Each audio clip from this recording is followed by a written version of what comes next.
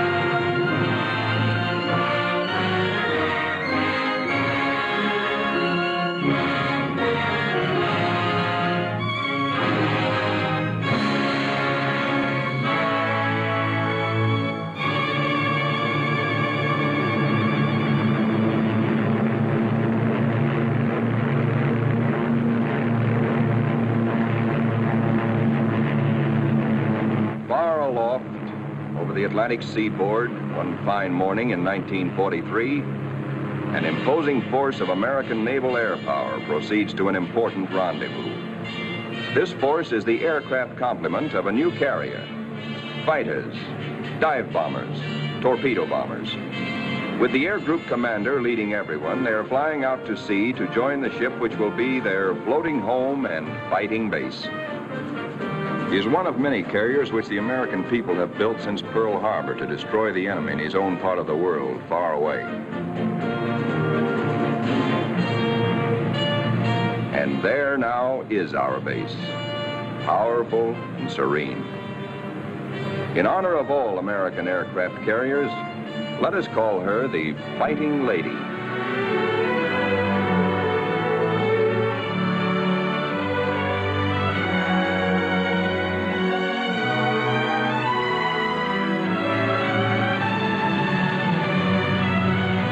Against a good solid wind with their tail hooks down, our planes come into the broad flight deck of their new home.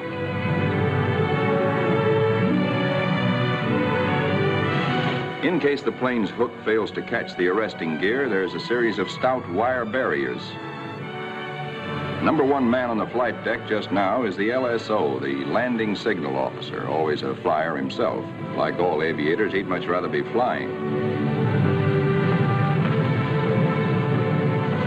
Come on in and sit down. The plane is out of the groove and he waves it off. Come around another time, pilot, and we'll take you aboard.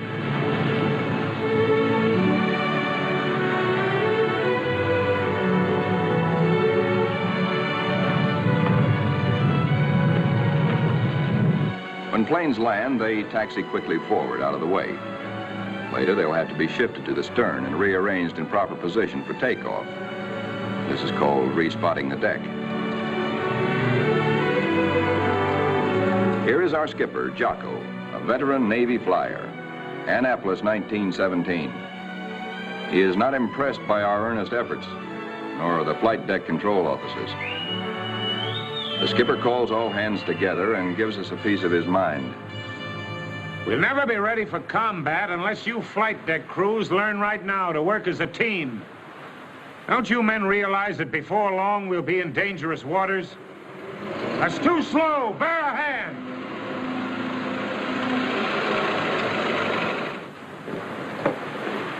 Watch out! Keep that wing clear! Get it over to starboard! Way over to starboard!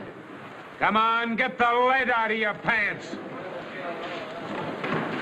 Now this is the way your deck should look when you're ready for action.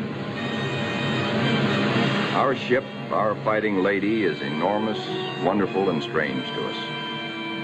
From stem to stern, the entire ship is a honeycomb of watertight and flame-proof compartments.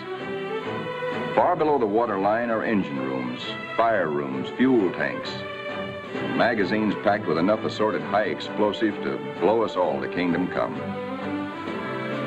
The hangar deck is like a gigantic tunnel, nearly 2 city blocks long and wide enough to house 4 freight trains abreast.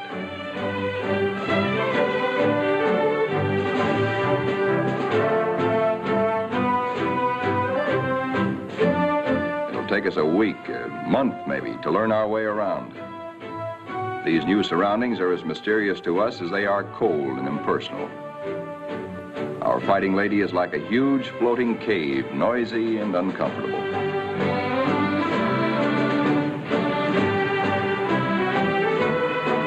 Elevators as big as a tennis court carry us topside to the flight deck. The great superstructure rising amidships is called the island. This is truly the ship's nerve center, its fighting brain. 85% of us who make up the Fighting Lady's family are volunteers in this war and have never been to sea before. We learned our jobs theoretically in intensive training ashore. A very short while ago, we were high school boys and college kids, or bank clerks, or farm hands, or factory workers. Now we are blue jackets and Marines, all members of a naval combat team nearly 3,000 strong. In our multitude of new tasks and duties as a team, we're very green, but curiosity and comradeship and the instinct of self-preservation are great teachers.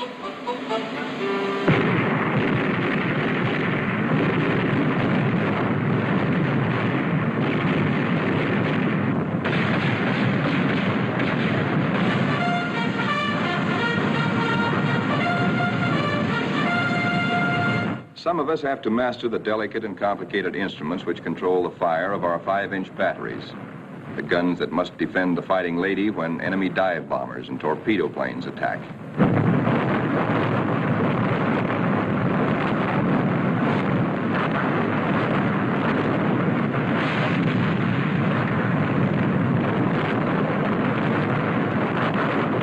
We train and train to learn our stuff and earn our E for efficiency.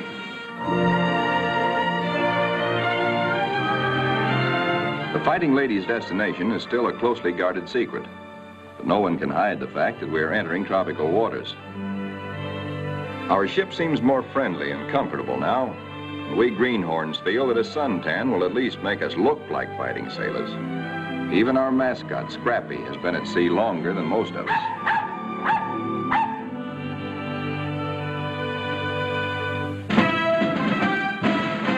Some of the mystery that has been hanging over us is lifted when we enter the Panama Canal.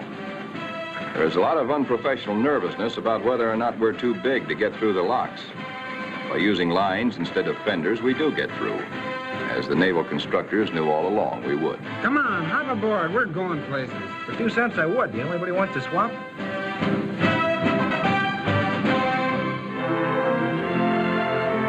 Now we stand out into the Pacific, and life aboard settles down into monotony. Here are our aircraft pilots, officers all. Ship's company call them the glamour boys. They are the men who fly and fight our planes. All the efforts of all the rest of us are concentrated on putting these people into the air and getting them back again. Most of us are hiding a certain amount of nervousness and anxiety, for many of us are Johnny-come-latelys, reserve officers who only recently learned to fly at Corpus Christi and Jacksonville. Others among us are specialists who trained at Quonset Point, Rhode Island. Reserves are called by the regulars, in a friendly way, 90-day wonders. In return, the Annapolis regulars are called the trade school boys. But whether Quonset or Annapolis, all are bound together in the fraternity, the close fellowship of Navy men.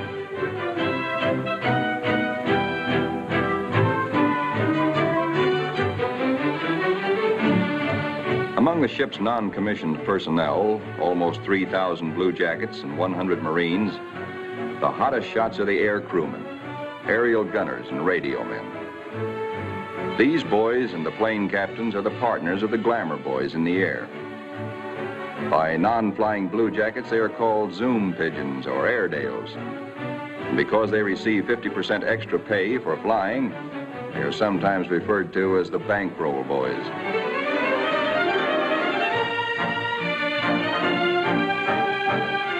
Everybody aboard ship backs up the flying group. This requires the efforts of all manner of people. Many of the jobs are far from glamorous. All the little tasks and services you find along Main Street must be performed by some members of our carrier's crew.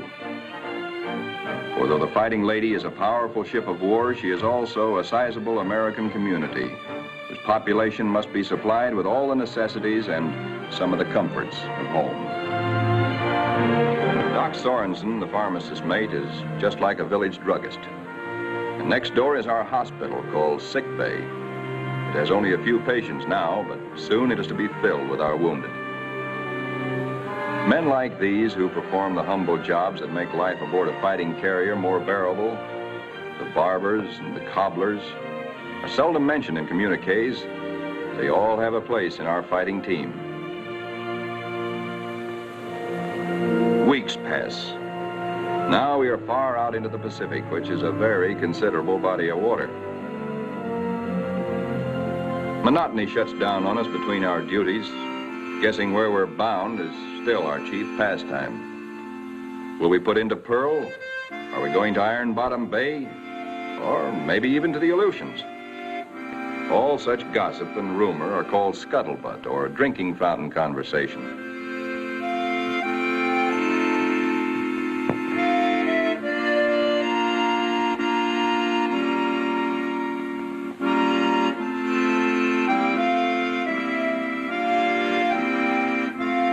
Throughout the ship, men get together in little groups to take refuge from the heavy burden of waiting for something to happen.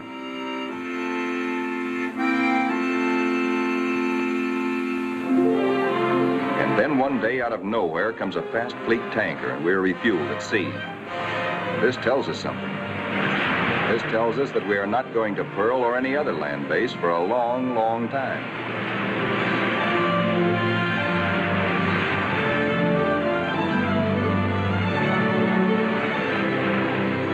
Besides our skipper, we have an admiral aboard, a sea dog who's been a naval flyer for nearly 20 years.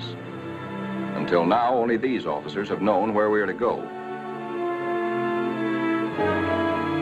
But now Jocko, our captain, confers with the air group commander and reveals the plan. The Fighting Lady has been ordered to make a strike.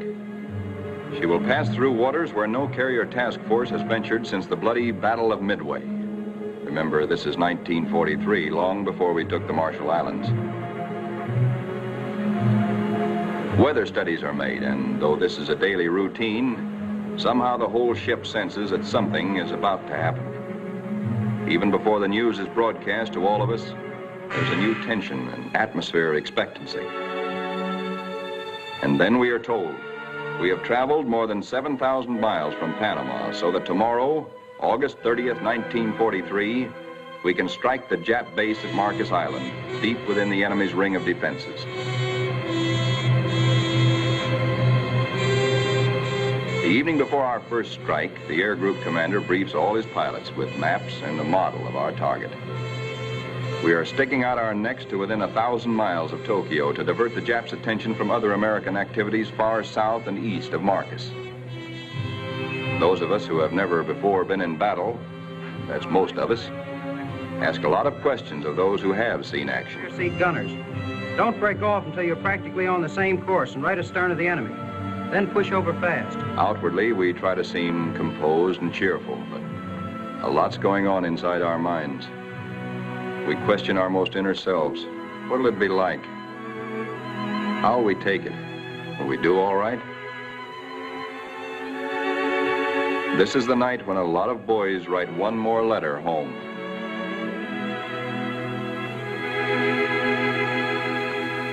Among Among those playing acey-deucey in the wardroom is a chubby 23-year-old from Eureka Springs, Arkansas, Lieutenant E.T. Stover, nicknamed Smokey.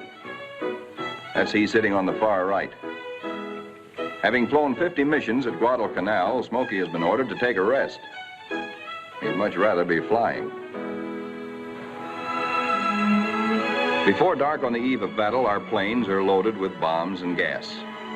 So that each plane will be in its precise position for a speedy takeoff, we spot and respot our deck.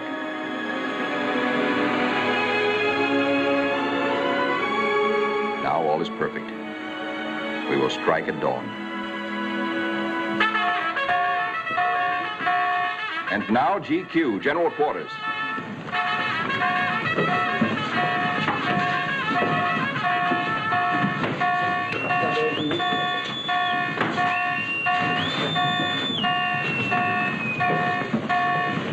Every man on the ship goes to his battle station, his special place on the fighting team.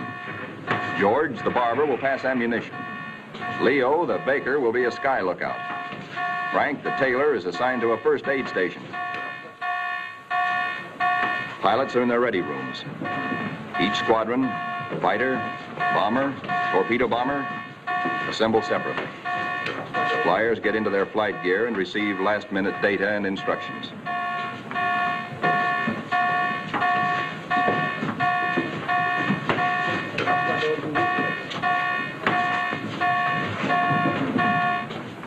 On the flight deck, our first battle dawn awaits us.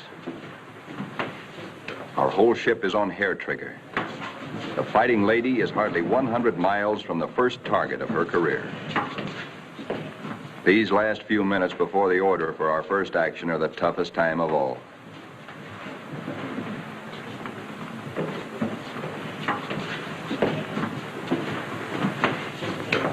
A wise man once said, "War is mostly waiting." We learn now what that can mean. At last the word comes. Pilots, man your planes. Ready room 3, roger. Pilots, man your planes.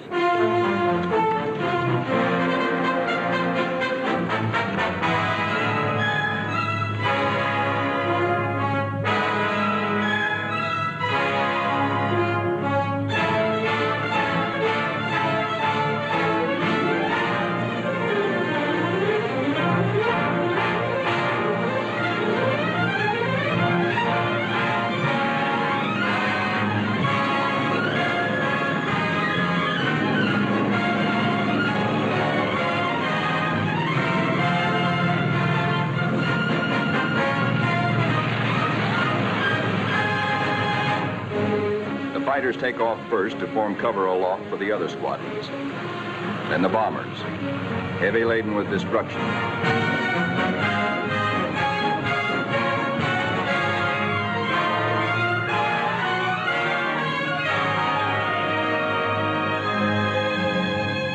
The sun has risen now, and our escorts are alert for enemy submarines. But the Fighting Lady steams boldly toward our target to lessen the distance for our planes when they return.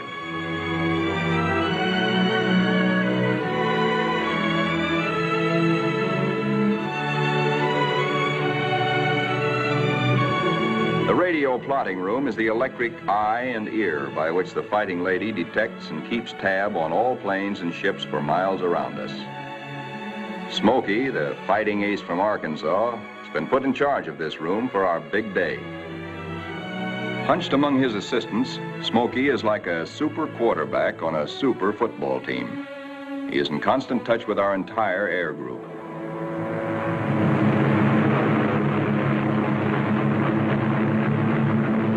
As our first fighters race in toward Marcus Island, they stay low, hoping to escape detection by the enemy's radar. Then they climb suddenly and dive. A surprise strafing attack on the enemy's airstrips. These red balls floating up at us so lazily are anti-aircraft fire. There is 3 times as much of it coming up at us as we can see, because only 1 shell in 3 is a tracer. What look like fiery pollywogs are tracers from our own wing guns.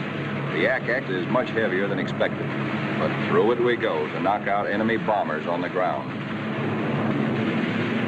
All through these battle pictures, realize that we are looking straight down our own gun barrels. These pictures are taken automatically by the same mechanism that operates the guns. Pictures even shake with the gun's recoil. Our eye is now the very eye of our fighting airplane.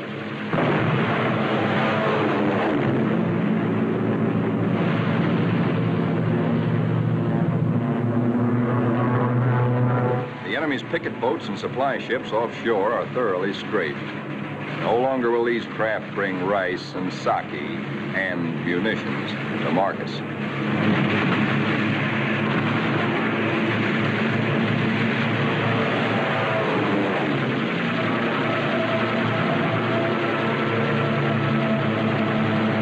Our bombers flying higher see the island beginning to burn. A moment ago, it looked like a little jade trinket in a cobalt sea.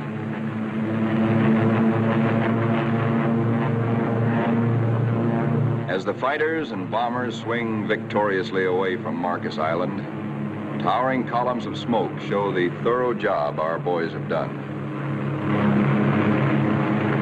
Back aboard ship, Smokey is tracking the flyers with care to be sure that none is missing and that no enemy planes are trying to follow them out to our fighting lady.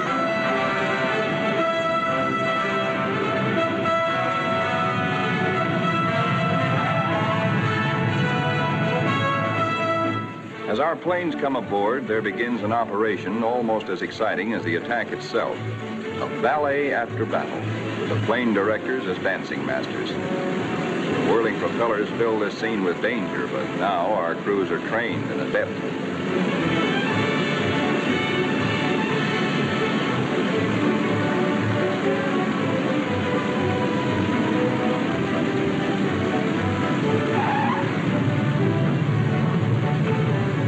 The landing signal officer performs an eloquent adagio on the fighting lady's stern.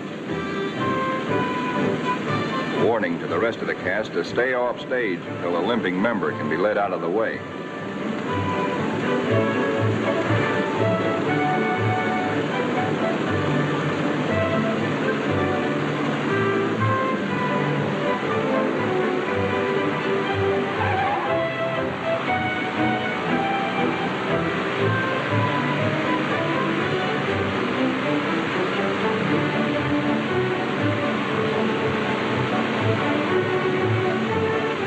Pilots go below to report to their combat intelligence officers.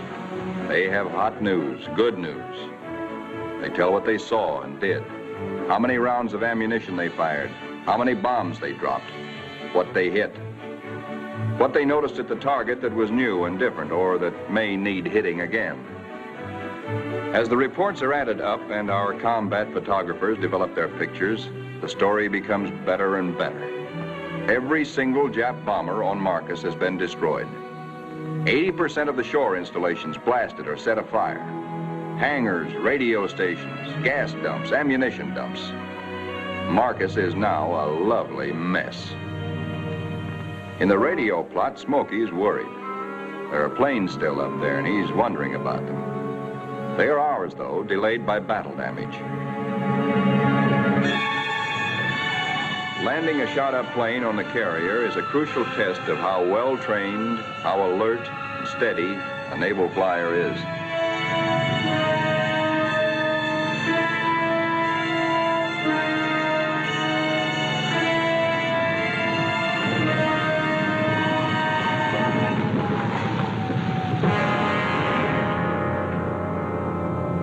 The fighting lady now has met her enemy.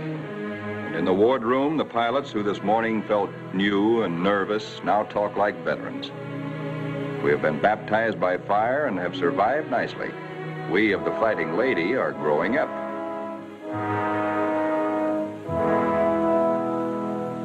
The admiral of our task force knows the overall strategy of the whole Pacific campaign. To smash straight through Japan's outer network of islands, to recapture the Philippines and land on the mainland of Asia. Thus, we will deny Japan supplies from Malaya and the Dutch East Indies and leave her far-flung island garrisons marooned. Then we will reach out and really help our ally China. Months after Marcus, this campaign is well started. Our carrier task forces have been in many battles. And now, early in 1944, The Fighting Lady's target is Kwajalein in the Marshall Islands. These are Jap Zeros, the fighter screen being pierced by our planes and planes from 8 other carriers, preparatory to strafing Kwajalein and bombing it apart. Our fighter pilots have improved with practice, with the confidence that comes from experience. They estimate their range by watching their tracers. They hold their fire until their wing gun bullets converge at 300 yards. They shoot in bursts instead of in steady streams, which heat up the guns and spend ammunition.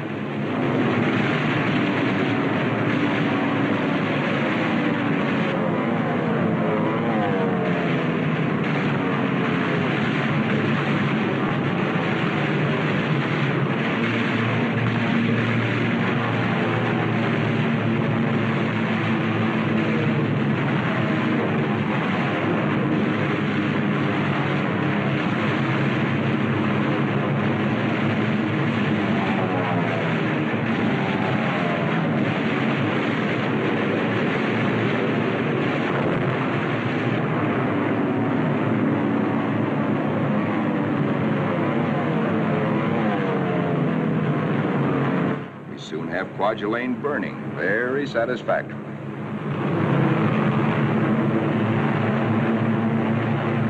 After our bombing attacks and heavy shelling by our surface ships, assault craft filled with Marines and Army hit the beaches. And very soon after that, Kwajalein is ours.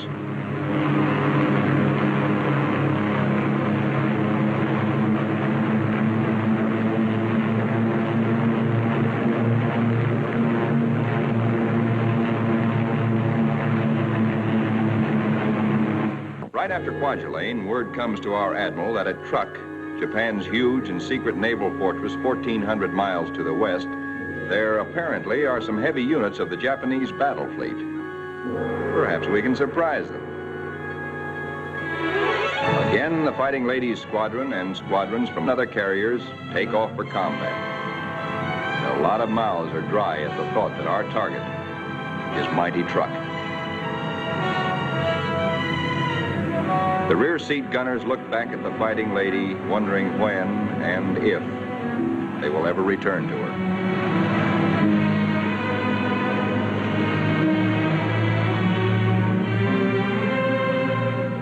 All that we know about Truk, we know from a few photographs taken by some nervy Marines on reconnaissance just 18 days ago.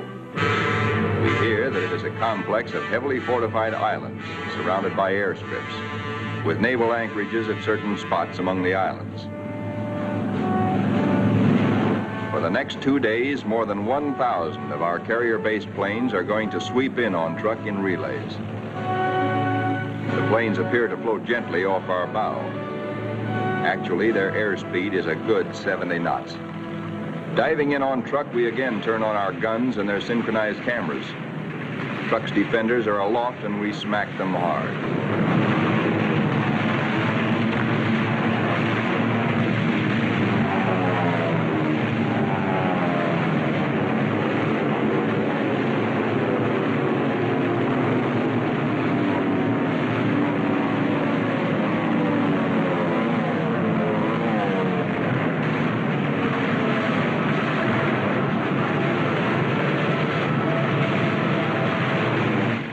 That were in men's mouths before this strike began now settle back into place and are singing once more.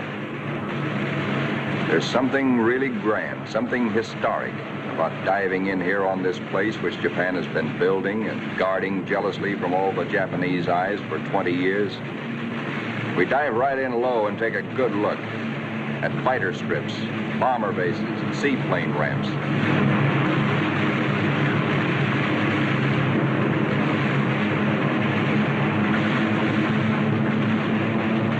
In an almost vertical dive, the pilot may black out or go blind for a moment when he pulls up and out at the bottom. But the camera won't black out. It cannot see the landing of our own bomb, for we'll be up and away before that reaches the target. But it records the hits of other planes ahead of us.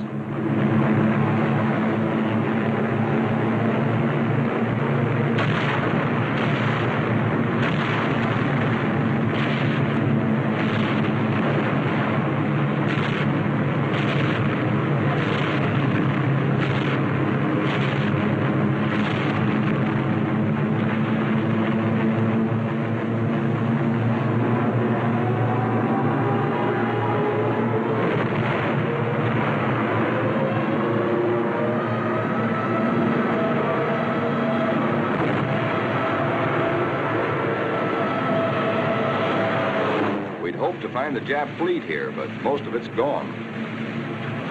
Some lingering ships, including some of their fast fleet tankers, we find hiding in sheltered coves.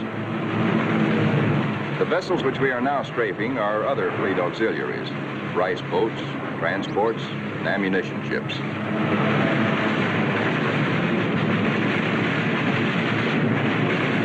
With bursts of 50 caliber incendiaries and armor-piercing slugs, we set them on fire, rip them open, often wide enough to sink.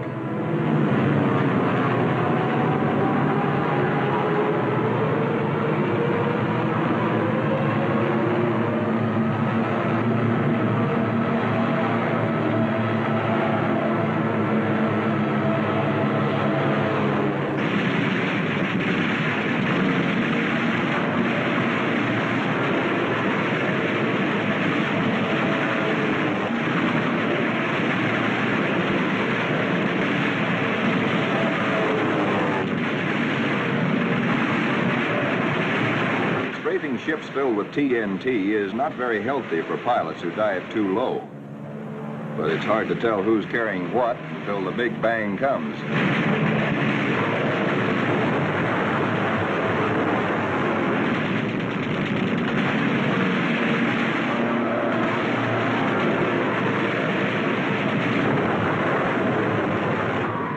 Returning to the deck at 130 miles an hour with a flap shot away, all a pilot can hope to save is his own skin. Here comes our new air group commander. He's had a bit of trouble. His windshield is blotted with blood, and he has to feel his way aboard. Strafing at low altitude, he took a 40-millimeter anti-aircraft burst right in the face. More than 200 wounds, and his plane a sieve. But he'll live to fly again. Some planes will not return, but others come back and land somehow, anyhow. Considering the toughness of truck, our losses are astonishingly light. No time is lost getting casualties below.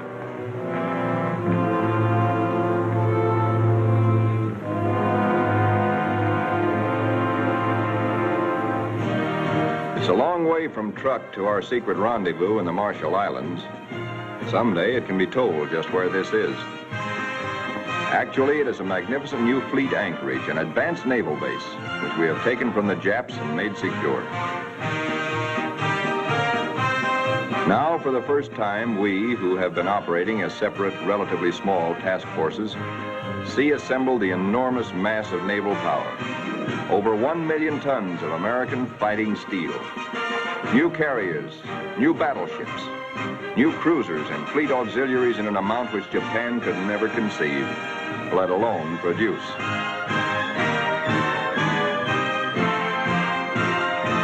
That we are able to maintain supply lines over the vast distances of the Pacific is one of the miracles of this war.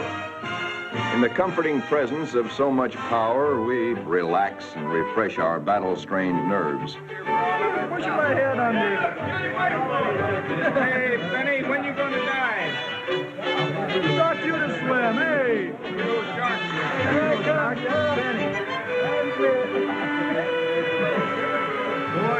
Our ship's post office now does really big business. Letters for us at last from home. Letters from us to friends and families. Our censors know our collective mood, our central hopes and thoughts. The stuff is really getting out here now. I can't tell you much about it, but oh boy. And the more we get, well, the sooner I'll be seeing you. All hands are called together. Our old skipper, Jocko, has been promoted admiral. Our new one's name is Dixie. Men, as soon as I finish talking, we are getting underway. Our fighting lady is now part of what is designated Task Force 58. As you know, our final destination is a place called Tokyo. We'll have to fight hard to get there, but when we drop our hook at Yokohama, I'm going to throw a party. All hands are cordially invited.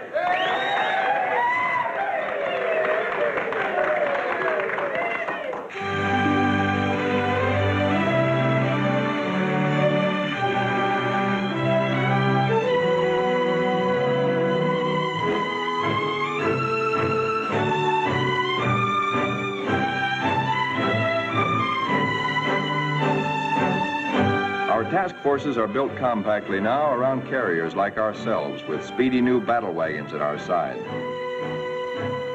A carrier skipper never leaves the bridge at sea because carriers and their planes are the first to strike the enemy or to be struck by him. Our aircraft pilots are constantly on call, for despite the massive power spread out around us, these are still dangerous waters. Our pilots know this all too well, but it doesn't worry them now, for they're seasoned. They know how. There are a lot of new faces among us, but most of these men, too, have been in action. At places like Hollandia, Millie, Joliet, Palau, Rabaul, Wake, Maloelap. Our rear seat gunners and radio men are old hands now. Some of their faces are different, too, because there have been replacements. A lot of them have been made commissioned officers. There's a saying in the Navy that you never learn to love a carrier until she gets hurt. Well, perhaps we don't really love our fighting lady, but we've become mighty fond of her and almost comfortable, almost at home.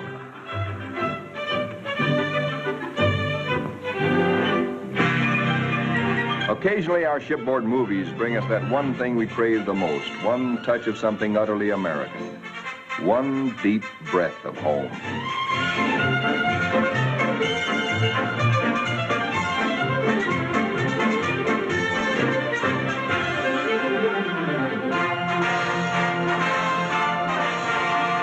Like Jocko, our new skipper, Dixie, is an old hell-diving Navy pilot. In their battle caps, he and Admiral Mitcher look like big league baseball managers. Northwest we steam, and never before in history has an ocean borne such a weight of naval power. Not at Jutland, not at Japan's proud boast, Tsushima, was there anywhere near the force with which we now assert that this is our ocean. This is our air. And we're seeking the Japanese battle fleet to prove it.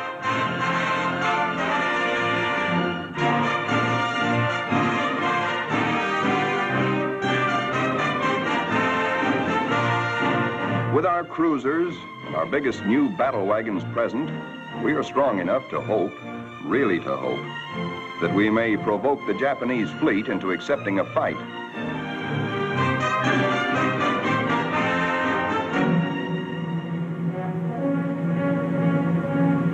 We're joined by plotting Coast Guard and Navy transports. The Marines again. So another amphibious assault is cooking.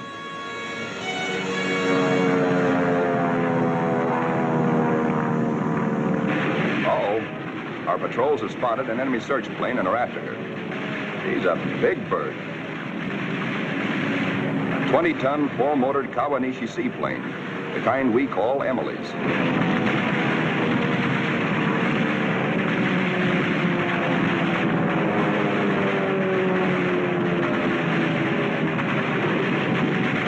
Miss Emily's a tough old girl. Right now, she's screaming for help and telling Tokyo by radio where we are. Hellcats are closing in on her.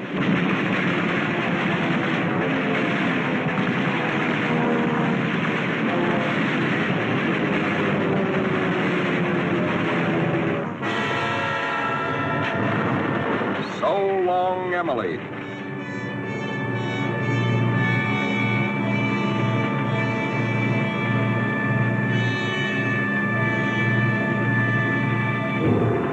Now that the enemy knows where we are, and we know he knows, our brass hats get together on final arrangements for what may turn into another Midway.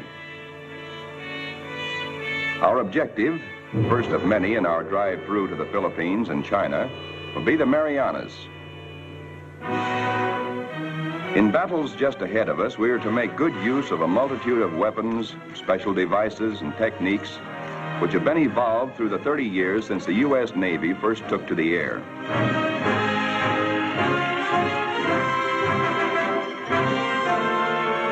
Not only did our naval flyers create the aircraft carrier itself, but it was they who devised the torpedo plane and invented and perfected dive bombing.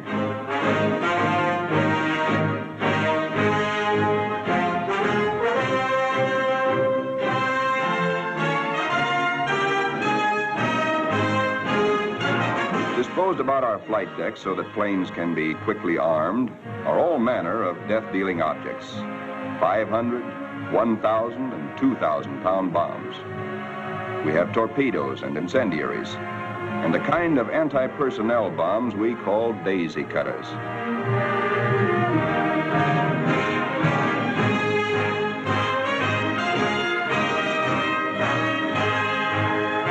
Some of our bombs are armor-piercing, some for fragmentation.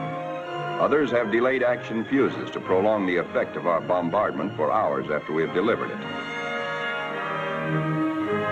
Here are the new rockets, which pack the same wallop as a 3-inch shell. They weigh little, and because there isn't much recoil, they can be fired from planes. On the eve of battle, we are told to scrub up to lessen the danger of infection in case we're wounded.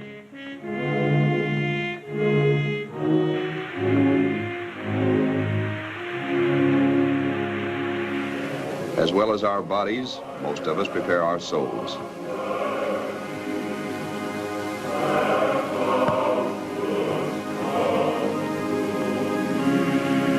Always on the eve of battle, divine services are held in relays, so that every one of our fighting ladies' 3,000 sons has a chance to attend.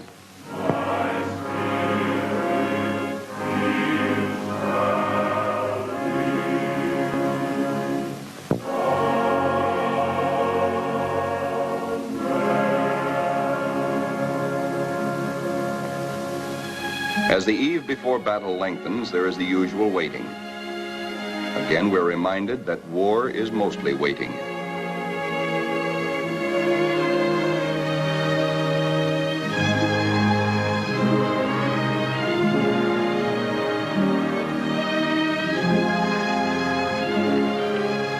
Because all cooks and bakers must soon be at their battle stations, they work all night long preparing a hearty meal of steak and eggs for our 3 a.m. battle breakfast.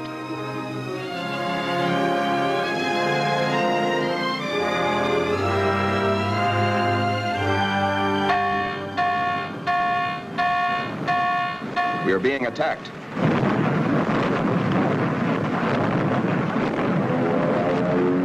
We are being attacked by Japanese torpedo planes skimming in after us, wing to water.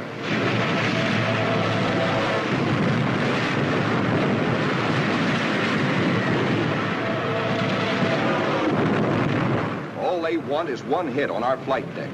We have nearly 90 planes fueled and loaded with bombs, ready for the takeoff.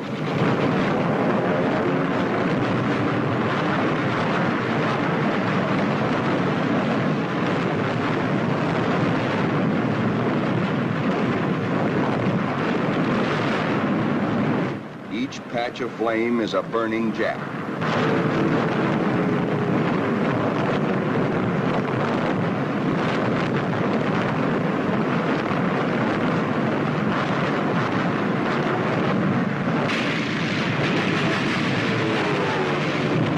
In this surprise attack, 19 Japs are polished off by our ship's batteries.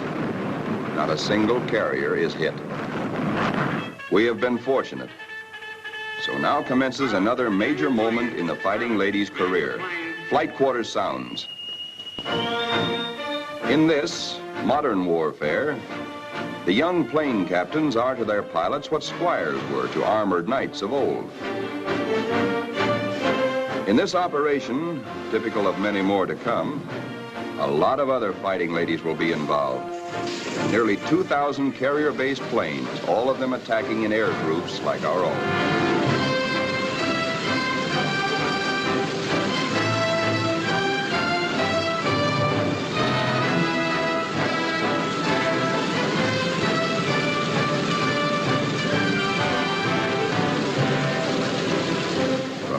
We tighten our belts and steady our hands as our Navy makes progressively bigger attacks nearer and nearer the heart of Japan.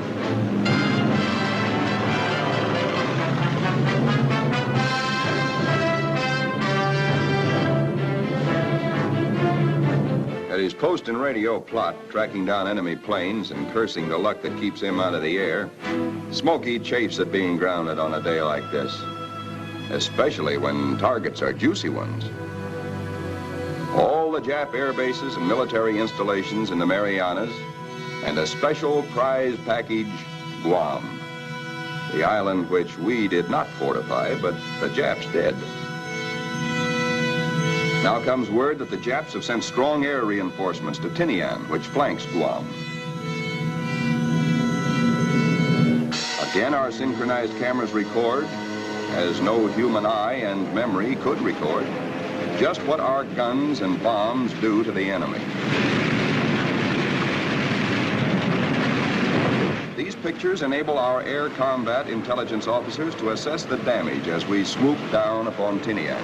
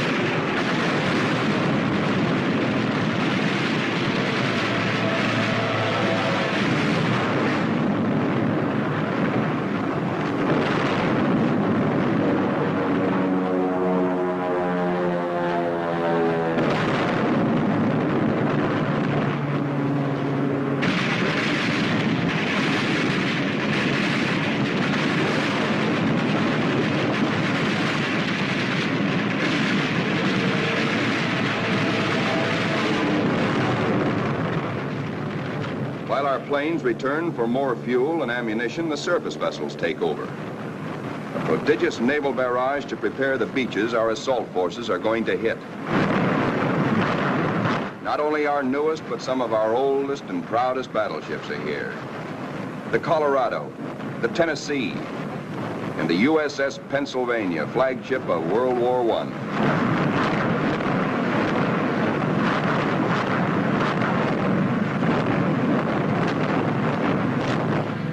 Home to the Fighting Lady, several of our planes, crippled, make a game attempt to land. Now is when the landing signal officer must judge not only the speed, but estimate the battle damage of planes like these.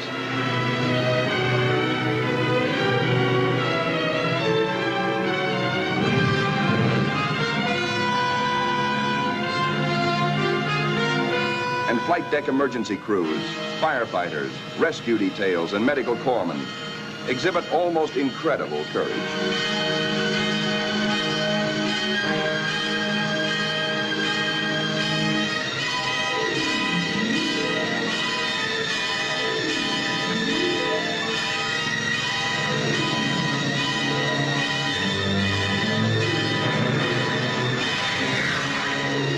The pilot of a torpedo plane has been unable to release his load of incendiaries.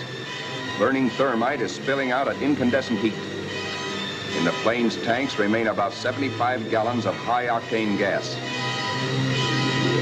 The men who brave this danger to save pilot and crew deserve every citation they get.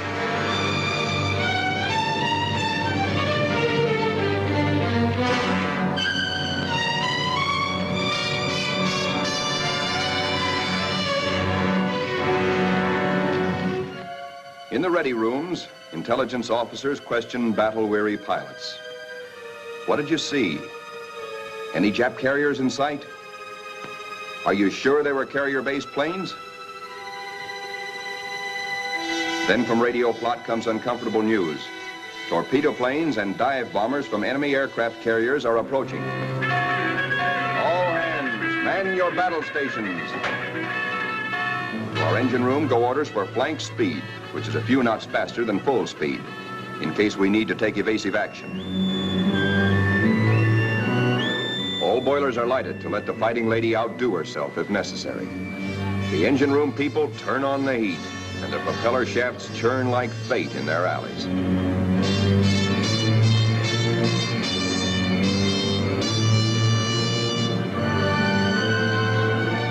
The Fighting Lady leaps through the sea on her guard.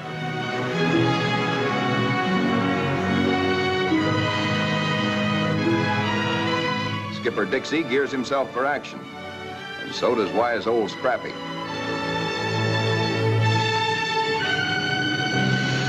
And now, here they come.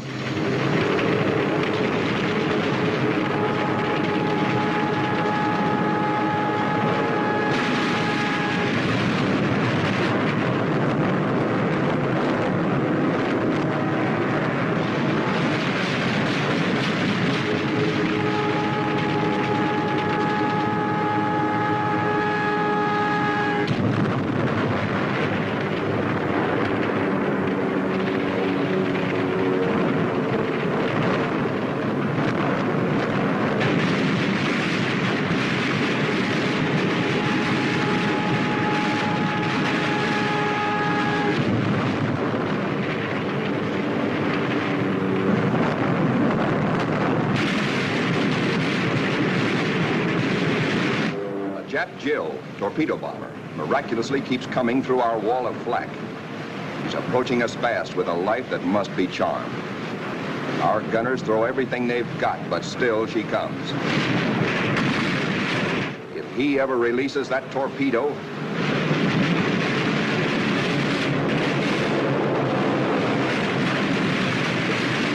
she missed us. Either the pilot was already dead or his release gear jammed. Smokey, the pride of Arkansas, hears about that one. He almost takes off. Now our reconnaissance has spotted the Japanese task forces. This is the moment we've been fighting and praying for. Every plane that can fly and every qualified pilot is ordered into the air. At last, Smokey gets his chance to fly again. Pilots, man your planes. Pilots, man your planes.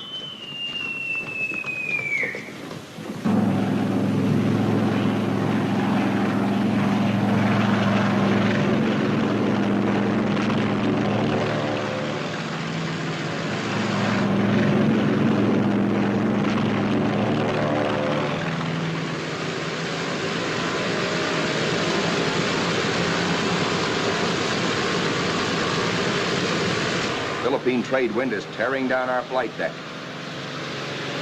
Our planes strain forward to rise into it. Our entire air group thunders out behind the group commander. Now our fighters run into a smoke Jap fighters, mostly Zeros, sent up to intercept our attack on the Japanese fleet. A mad aerial scramble begins, which the boys to this day still call the Marianas Turkey Shoot. 369 Jap planes are shot down in this single day, to our loss of 22. Japanese plane makers have sacrificed strength and firepower for agility. Their planes disintegrate quickly when you hit them. They have no armor plate, as ours have, nor are their gas tanks self-sealing.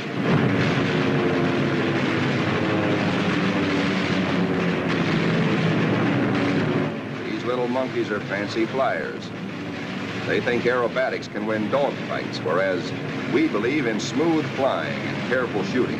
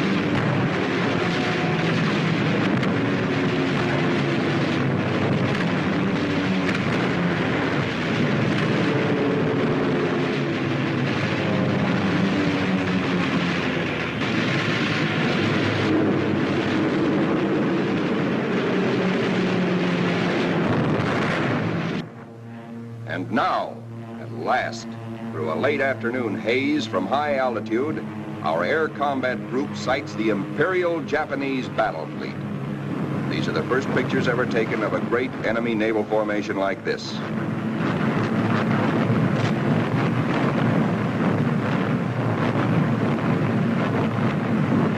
There it is, that Imperial fleet, crawling around below us in violent evasive action.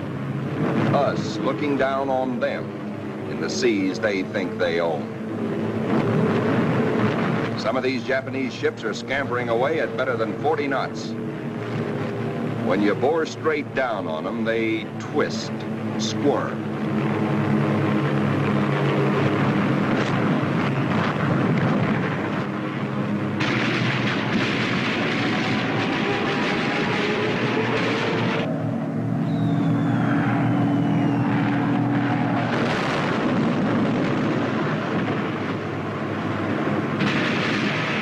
Engage a big destroyer at the bow, hoping to shoot out his bridge.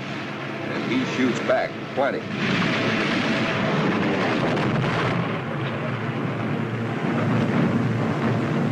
Let's go down after that cruiser.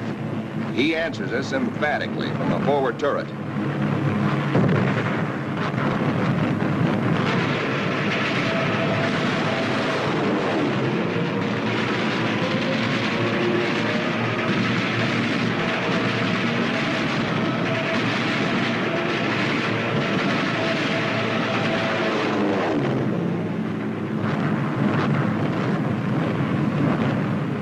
Now a 25,000-ton Jap carrier of the Hayataka class is going to get it. Watch 5 o'clock in the camera, the lower right-hand corner of the screen. This big flat top gets it where the turkey got the axe.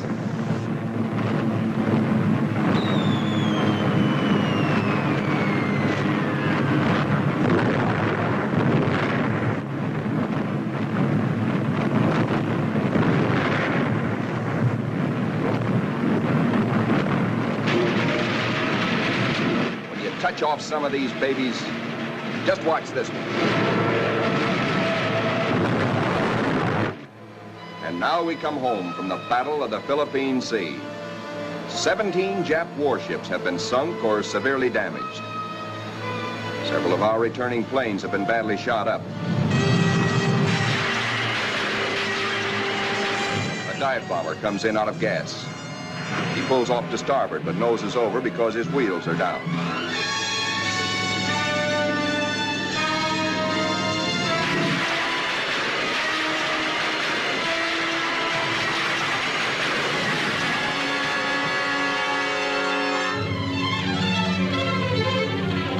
This pilot has 73 holes in his plane, and his leg almost shot away.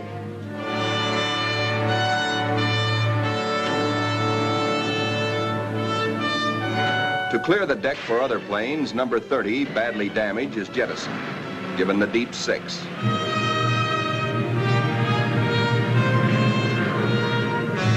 Watch carefully.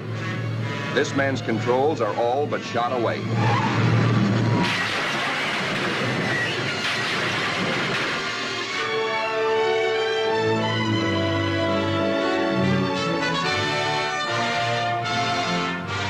Steps out of it, smiling. And now it is time to paint up the scores. On this fine morning, just a year after being commissioned, the Fighting Lady is beginning to look like a stamp album. She has done her share, amassing Task Force 58's grand total of 757 Jap aircraft destroyed in a 2-week turkey shoot.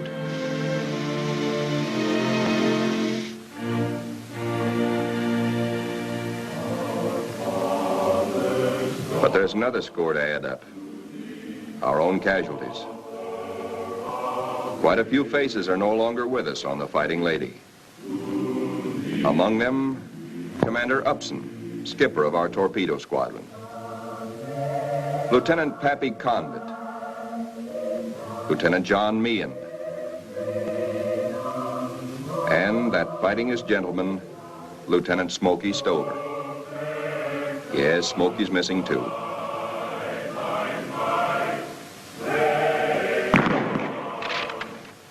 Salute them under their country's flag, for they were brave. They were gallant. Others will come forward to take their places. For the battles we have fought on the seas and in the sky are only the beginning. Still hungry for battle will steam our carrier, serene, powerful, unafraid. She and her planes will come home again someday, God grant, but not until the bitter, glorious end. For she is, and we salute her, the Fighting Lady.